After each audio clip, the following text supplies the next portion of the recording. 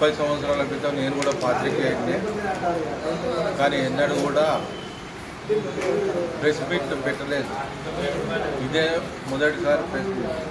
ఈ press meet ఎందుకు పెడుతున్నానంటే, ఎన్నికల సందర్భంగా ముస్లిం మైనార్టీలను పక్కతో పట్టించి బీజేపీ పార్టీని ఒక భూతం లెక్క చూపెట్టి ముస్లిం మైనార్టీలను తప్పుదో పట్టింది.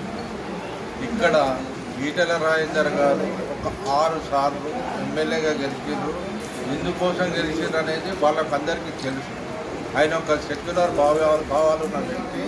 ఆయన కులం, మతం, జాతి ఏది చూడకుండా ఆయన కష్టపడి, ఆయన ప్రజల కోసం అనేక కష్టపడే మనిషి కాబట్టి అటువంటి వ్యక్తిని ఏమైనా నష్టం జరిగితే మొత్తం నియోజకవర్గం పేద ప్రజలకు నష్టం జరుగుతుందని భావించి ఈరోజు ప్రజల ముందుకు రావడం జరిగింది. వాళ్ళకు విజ్ఞప్తి చేస్తున్న ఏంటంటే ఈటెల రాజేందర్ గారి గెలుపు కోసం కృషి చేయాలని. నంబర్ 1 ఏంటంటే, ఇక్కడ జమ్మికుంటలో ఒక ఉర్దూ మీడియం పాఠశాల అనేది ఏర్పాటు చేయడం జరిగింది గతంలో. అది కొత్త మార్కెట్ దగ్గర, అంటే జమ్మికుంటకు ఒక 2-3 కిలోమీటర్ల దూరంలో, 2 కిలోమీటర్ల దూరంలో అక్కడ ఒక పాఠశాల అక్కడ స్థలం కేటాయిస్తే నేను సార్ని అడిగితే సారు అక్కడ కలవదు, మనకి ఇక్కడ ఈ హై స్కూల్లో బాలురా హై స్కూల్లో జాగా బాగున్నది, అందులో మనకు స్థలం కేటాయించండి, ఇక్కడనే బిల్డింగ్లు కడదాం, పిల్లలు ఇక్కడనే దగ్గర ఉంటారు, గరీబ్ పిల్లలు, మా పిల్లలు చాలా పేదవాళ్ళు కాబట్టి వాళ్ళకు మీరు ఇక్కడ మా పాఠశాల ఏర్పాటు చేస్తే బాగుంటుంది అని అంటే నా కోరికను మన్నించి ఆయన అక్కడ పాఠశాల ఏర్పాటు చేయడం లేదు. ప్రభుత్వానికి ఇక్కడ జాగాలు ఇవ్వడానికి జాగాలు దొరకలేవు కాబట్టి ఆ ముస్లిం పాఠశాల నుంచి 2.5 గుంటలు రిటైర్డ్ ఎంప్లాయీస్ కోసం కేటాయించడం జరిగింది. 2.5 గుంటలు, మళ్ళీ 25 లక్షలు కూడా వాళ్ళకు భవన నిర్మాణానికి కేటాయించడం జరిగింది. ఎంతవరకు సమంజసం? ఇది ముస్లింలకు మేలు చేస్తున్నట్ట లేకపోతే ముస్లిం నష్టం చేస్తున్నట్ట అనేది ఆలోచించాలి. నంబర్ 2, మేము చాలా అత్యంత పేద స్థితిలో ఉన్నాం. మాకు కూడా అసలు దళిత బంధుతో మాకు మైనారిటీ బంధు రావాలి. మిత్రపక్షంలో అయినా ఎంఐఎం కూడా ఏం మాట్లాడతలేడు దీని గురించి. కాబట్టి అసలు మా దురదృష్టం ఏంటంటే, మా ఓట్లు, మైనారిటీ ఓట్లు 12,000 వరకు ఉన్నాయి కాబట్టి, 12,000 ఉన్నాయి కాబట్టి అల్పసంఖ్యలో ఉన్నాం కాబట్టి, ఒకవేళ 30,000 పైన ఉంటే మాకు కూడా మైనారిటీ బంధించేటోళ్ళేమో తెలియదు. కానీ ఎందుకు రాజకీయంగానే కాకుండా ప్రాంతాలకు అతీతంగా అన్ని కుల మతాలకు కూడా ఆయన ఒక మంచి నాయకుడిగా పరిచయం అయ్యారు.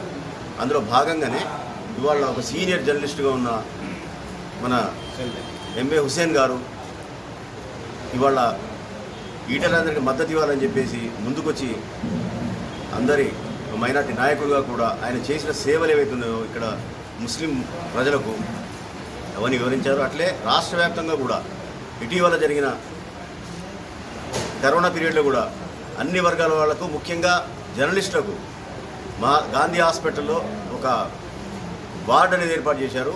అలాగే వ్యాక్సినేషన్ కానీ లేదా టెస్టులు కానీ అన్ని విషయాల్లో కూడా జర్నలిస్టులకైనా అండగా ఉన్నారు. ఆ ఉద్దేశంతో ఇవాళ మేము హైదరాబాద్ నుంచి వచ్చి ఒక మైనార్టీ జర్నలిస్ట్ అసోసియేషన్ తరఫున ఈటెల రాజేందర్ గారు లాంటి మనిషి అసెంబ్లీలో ఉంటే రాజేందర్ గారికి అన్ని వర్గాల వాళ్ళు కూడా మద్దతు ఇస్తున్నారు. మేము చాలామంది జర్నలిస్టు మిత్రులు అన్ని రకాలు అన్ని చిన్న పత్రికలకు సంబంధించిన వాళ్ళు, మైనార్టీ జర్నలిస్ట్ సంబంధించిన వాళ్ళందరూ కూడా వచ్చాము. ఇవాళ గత 4-5 రోజుల చూడ మేము అనేక చోట్ల ప్రచారం చేస్తూ, పర్యటిస్తూ, సమావేశాలు పెడుతూ ఈటెల రాజేందర్ గారికి మద్దతు ఇస్తున్నాం. ఈటెల రాజేందర్ గారి విజయం హుజురాబాద్ ప్రజలకే కాదు, రాష్ట్ర ప్రజల ఆత్మగౌరవాన్ని కాపాడే, జర్నలిస్టుల ఆత్మగౌరవాన్ని కాపాడే, బడుగు బలహీన వర్గాల వాళ్ళ ఆత్మగౌరవాన్ని కాపాడే ఎన్నిక. ఈ ఎన్నిక ఒకటే ఒక విషయం చెప్తున్నాను, హుజూరాబాద్ ప్రజలు ఈటెల రాజేందర్ గారు ప్రజల పట్ల చూపే ప్రేమ తల్లి పాల లాంటిది, స్వచ్ఛమైన తల్లి పాల లాంటి ప్రేమ.